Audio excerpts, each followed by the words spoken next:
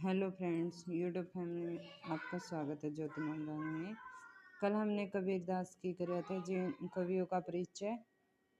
आज हम करेंगे रजब, जो कि 17वीं शताब्दी के कवि थे। रजब दादू के शिष्य थे। ये भी राजस्थान के कवि थे। इनकी कविता में सुंदरदास और शास्त्रीयता का तो अभाव है,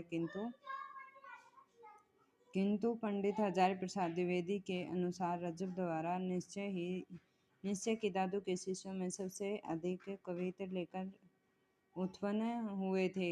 उनकी कविताएं भावपूर्ण, साफ और सहज हैं। भाषा पर राजस्थानी प्रभाव अधिक है और इस्लामी साधन के शब्द भी अपेक्षाकृत अधिक हैं। अक्सर अनयन सन 1653 में इनके वर्तमान रहने का पता लगता है। ये दातिया रियासत के अंतर्गत सुनहरा के काश्य थे और कुछ दिनों तक दतिया के राजा पृथ्वी चंद के दीवाने थे। पीछे ये विरक्त होकर पन्ना में रहने लगे। प्रसिद्ध 70 साल इनके शिष्य हुए। एक बार ये 70 साल से किसी बात पर अप्रसन्न होकर जंगल में चले गए।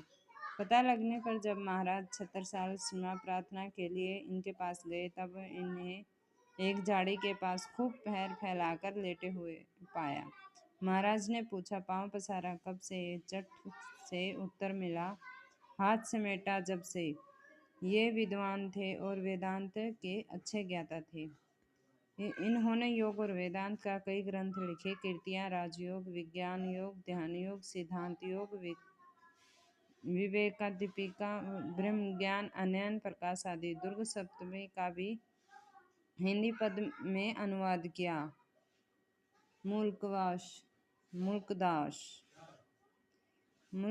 मुल्कदास का जन्म लाला सुंदरदास खत्री के घर में वैशाख कृष्ण 5 सन 1574 ईस्वी में कड़ा जिला इलाहाबाद में हुआ। इनकी मृत्यु 108 वर्ष के अवस्था में सन 1682 में हुई। वे औरंगजेब के